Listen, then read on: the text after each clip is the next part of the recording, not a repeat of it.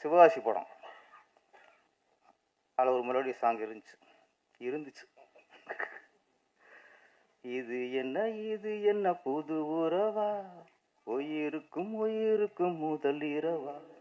நல்ல melody song. Sivaji படத்திலேயே மற்ற பாட்டை விட ரொம்ப ரசித்து மியூசிக் பண்ணார். மற்ற வாடா வாடா தோலா, என்னத்தை சொல்லுவனுங்க, அதெல்லாம் ஒரு ரெகுலராக போட்டார். இது மட்டும் ரொம்ப ரசித்து போட்டார். படத்தில் இல்லை, வெக்ஸைட்டார். அடுத்ததாக நான் கூப்பிட போகிற நபர், இப்போ தான் கேமராமேன் எல்லாரும் அலர்ட் மோடு போவாங்க சார், பேட்ரிஸ் எல்லாத்தையும் வந்து சேஞ்ச் பண்ணுவாங்க. ஸோ ரெடியாக இருங்க, அவரை தான் நான் கூப்பிட போகிறேன். எவ்வளோ பேர் வந்து நிகழ்ச்சிகளில் பேசுகிறாலும் சிலர் பேசுகிறது எல்லாமே கண்டென்ட்டாக மாறும். ஸோ இவர் அப்படிப்பட்ட ஒரு நபர் தான். டைரக்டர் யூனியனுடைய செக்ரட்டரி இயக்குனர் திரு பேரரசு அவர்களை பட்டாசு போல் பேச வருமாறு அன்போடு அழைக்கிறேன். வரும்போதே தலைவர் என்ன திட்டிக்கிட்டு இருக்காரு, என்ன பேச போகிறானோ அப்படின்னு.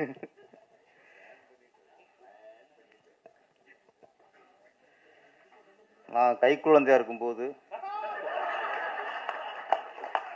தியேட்டர் போய் முதல்ல பார்த்த படம் ஆந்திராஜ் படம் தான். அப்போ எனக்கு ஒரு 2.5 வயசு போல இருக்கும். எங்கள் அம்மா கூட்டி போனாங்க சார். ஏன்னா சின்ன வயசுனா திட்ட ஆரம்பிச்சாங்க. சின்ன வயசுல இருந்தில்ல, நான் கைக்குழந்தையாக இருக்கும்போதே ஃபஸ்ட்டு பார்த்த படம் ஆனந்தராஜ் சார் படம் தான். உங்களை பார்த்து வளர்ந்து குழந்தை சார் நான்.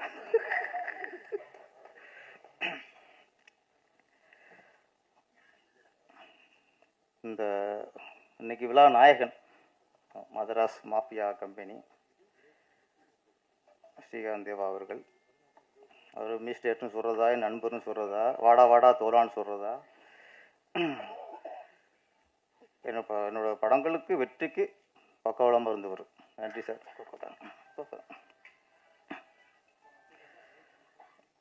2 பாட்டு சரி குத்துக்கு அவரை விட்டால் வேறு கெத்து வேறு யாருமே இல்லை. உடனே போட்டுருவார். நம்ம உடங்கெல்லாம் 50 உட்காரோம், சிச்சுவேஷன் சொல்லுவோம், அடுத்த அரை மணி நேரத்தில் லிரிக்ஸோட டியூனோட வந்து சாங் வந்து உட்காந்துரும். மெலோடி சொன்னால் மட்டும் ஏன் படத்துக்கு போட மாட்டார், ரொம்ப தயங்குவார். அது காரணம் சிவகாசி படம். அதில் ஒரு மெலோடி சாங் இருந்துச்சு. இது என்ன புது உறவா, உயிருக்கும் முதல் இரவா. நல்ல மெலோடி சாங்கு.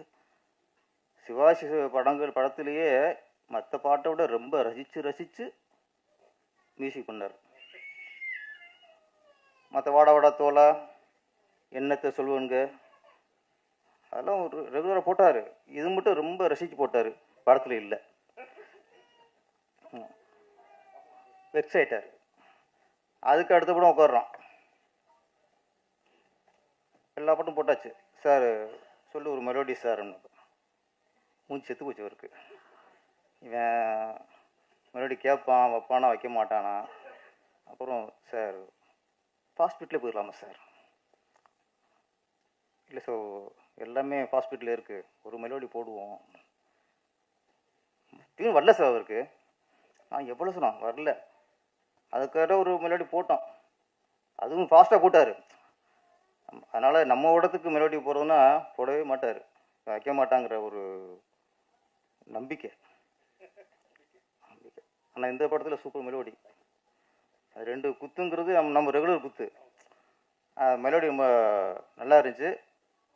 அவர் ராசி பாருங்க, பாதியில் ஆஃப் பண்ணிட்டாங்க. அதையும் அவர் நினச்சிருப்பார் இது நம்ம ராசியில் பேரரசு ராசி, அது பக்கத்தில் உட்காந்தனால மெலோடி கூட பாதியில் கட் பண்ணிட்டாங்கட்டு. நான் பண்ணல சார், அது என்னமோ.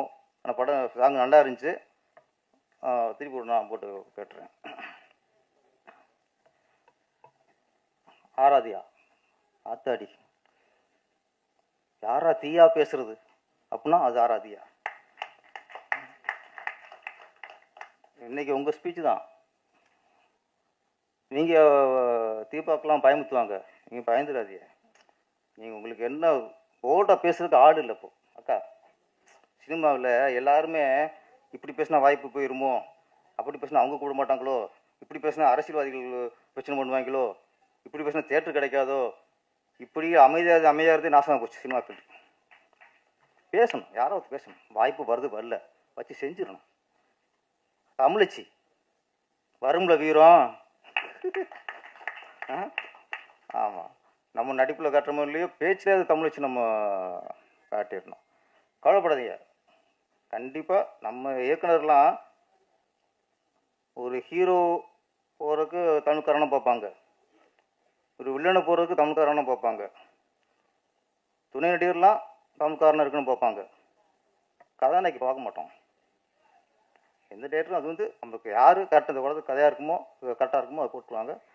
சீக்கிரம் நிறைய இயக்குநர்கள் தமிழ் இயக்குநர்கள் உங்களை அழைப்பாங்க, நீங்கள் கவலைப்படாதீங்க. ஆமாம், ஓகே.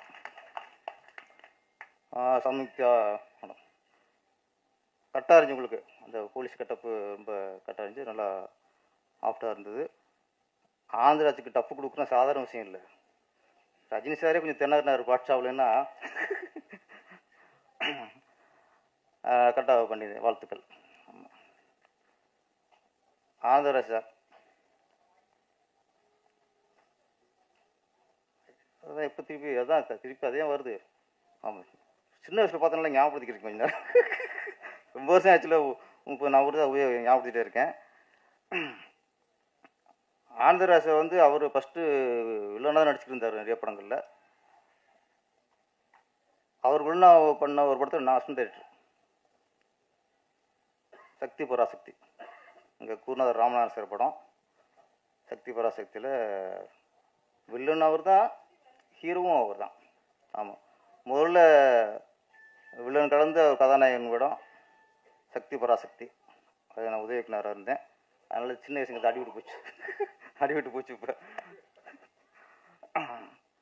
அதுக்கப்புறம் ஹீரோ ஆகிட்டார், கிழக்கு வெளுத்தாச்சு. ஆமாம், அதில் மியூசிக் வந்து தேவா சார். இப்போ மியூசிக்கு இதுலேயும் அவர் தான் ஹீரோ, இதில் மியூசிக் வந்து ஸ்ரீகாந்த் சார். நீங்கள் சின்ன வயசாக இருக்கும்போது உங்கள் அப்பா அவருக்கு மியூசிக் போட்டிருக்காரு. நீங்கள் குழந்தையா இருந்து வயசு வந்ததுக்கப்புறம் இப்போ நீங்கள் போட்டுக்கிறீங்க. எத்தனை தலைமுறை தான் பார்க்குறது ஒரு மனுஷன். அவர் நிறைய டைலாக்ஸ், 2-3 டைலாக்ஸ் நல்லா இருந்துச்சு. டேரக்டருக்கு அவரே வசனம், வாழ்த்துக்கள் சார். எனக்கு ஆட்சி முக்கியமா கட்சி முக்கியமானு கேட்டால் எனக்கு ஆட்சி தான் முக்கியம். அதெல்லாம் நடைமுறை உண்மையில் கரெக்டாக போட்டு சொல்லியிருக்கீங்க. அப்புறம் தீபாக்க டைலாக்கு, நான் வேண்டாத தெய்வம் இல்லை, நான் போகாத கோயில் இல்லை, நான் பண்ணாத பூஜை இல்லை. நான் எக்ஸ்ட்ரா சொல்லுவேன், போகாத கும்பாபிஷேகம் இல்லை, பிள்ளையார் சதுர்த்தி, சரஸ்வதி பூஜை, தீபாவளி எல்லாமே நிறைவாக கொண்டாடுவேன். நீங்கள் திருந்த மாதிரி தெரியலையா அப்படின்னு சொல்கிறீங்க. இந்த ரெவடிங்கெல்லாம், ரெவடிங்க மட்டும் அரசியல்வாதின்னு சொல்கிறேன். பொண்டாட்டி பூஜைலாம் பண்ணால் திருந்த மாட்டாங்க, பட்டாத்தான் திருந்துவாங்க. நம்மளே அவர் கதைப்படி பட்டு திருந்து வருவார். ஆந்திராஜ் சார் வந்து வில்லனாக இருந்து ஹீரோ ஆகிட்டார். என்ன வில்லன் என்ன பிரச்சனைனா, ஆரம்ப காலத்தில் அசோகன் சார் சீரியஸ் வில்லன் அவர். அப்புறம் கொஞ்சம் காமெடி பண்ண ஆரம்பித்தார். காமெடி பண்ணதுக்கப்புறம் திருப்பி அவனால் அந்த சீரியஸ் வில்லன் பண்ணவே முடியல, கடைசி வரைக்கும் காமெடியன் தான். அதே மாதிரி தமிழ் ஃபீல்டுக்கு வில்லனால யார், வில்லன்னாலே நம்பியார் தான். எம்ஜிஆர் படங்கள், சிவாஜி படங்கள்லாம் அவர் வந்தாலே பயமாக இருக்கும். அவர் கொஞ்சம் தூரம் நின்று போச்சு பாக்கியராஜ படம், அதில் கொஞ்சம் ஹியூமர் பண்ணார், அதோட சீரியஸ் போச்சு. அதுக்கப்புறம் அவனால் சீரியஸான கேரக்டர் பண்ண முடியல, வர படம் காமெடியாக ஆயிடுச்சு. இந்த வில்லன்கள் வந்து கொஞ்சம் ஒரு வித்தியாசத்துக்காக ஒரு ஹியூமர் பண்ணும்போது அப்புறம் திருப்பி அந்த சீரியஸ் பண்ணவே முடியாது. மக்கள் திருப்பி சீரியஸ் பண்ண சிரிக்க ஆரம்பிச்சுடுவாங்க. அது மாதிரி ஆனந்தராஜ் சார் அப்போல்லாம் வந்தாலே பயமாக இருக்கும். வாட்ஸ்அப்லாம் என்ன மிரட்டி விடுவார். அவரையில கொஞ்சம் ஹியூமர் பண்ண ஆரம்பித்தார். அதோடு முத்திரை ஊற்றிட்டாங்க. ஆனந்தாஜி வந்தாலே சிரிக்க ஆரம்பிச்சிட்டாங்க மக்கள்லாம். இப்போது இதுலேயும் அப்படித்தான். என்னதான் வில்லன் அப்படியே பணத்தை பண்ணாலும் குத்தாட்டம் போட்டாலும் சரி அதை வச்சு குத்துறாரு. நமக்கு பயமாக வர மாட்டேங்குது. நம்ம ஆனந்தராஜ் குத்தி விளையாடுறாரு. அப்படியே அப்படியே கத்தியை கழுத்தை அறுத்து துடைக்கிறாரு ரத்தத்தில். பயம் வருச்சு நம்ம ஆனந்தராஜ். ஏன்னா நீ வில்லன் ஹியூமர் பண்ணிட்டாலே அவர் நம்மளால் ஆயிடுவார். குழந்தை என்ன பண்ணாலும் ரசிப்போம்ல, அது மாதிரி நாங்கள் ரசிக்க ஆரம்பிச்சிட்டோம்.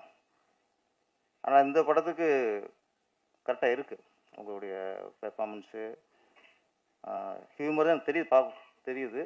Madras mafia company, mafia company Madras மட்டும் இல்லை, எல்லா ஊர்லேயும் இருக்குது. கோயம்புத்தூரில் இருக்குது, மதுரையில் இருந்துச்சு, இப்போ இருக்குன்னு நினைக்கிறேன், இப்போ இருக்குன்னு நினைக்கிறேன். மதுரை, திருச்சி, நிறைய எல்லாத்தையும் மாஃபியா கம்பெனி இருக்குது.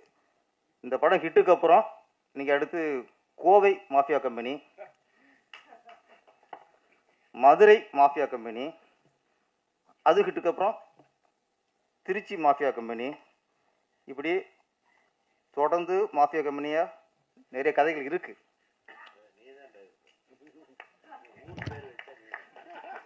அது கரெக்டு தான். நான் இப்போ ஒன்று பண்ணுறேன், இந்த கோவை மாஃபியா கம்பெனி கூட நான் டைரக்ட் பண்ணிடுறேன். இன்ட்ரெஸ்டிங்காக இருக்கும்.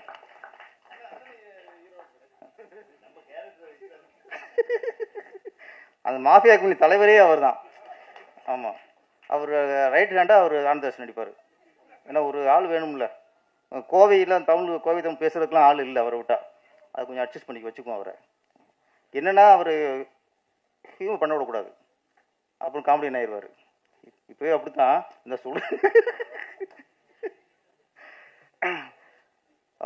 இயக்குனர் முகுந்தன் அவர்கள் நல்லா இன்ட்ரெஸ்டிங். ட்ரெயிலில் பார்க்கணும் தெரியுது, இந்த கதை பிகினிங் இருந்து எண்டு வரைக்கும் ஃபுல்லாக இன்ட்ரெஸ்டிங்காக இருக்கணும், நல்லா தெரியுது. கண்டிப்பாக படம் வெற்றி அடையும். சைகலா மேடம், நீங்கள் இப்போ நடிச்சிருக்கீங்க, திரும்ப நீங்கள் ரவுண்டு வரணும். எல்லாருக்கும் வாழ்த்துக்கள். நன்றி, வணக்கம்.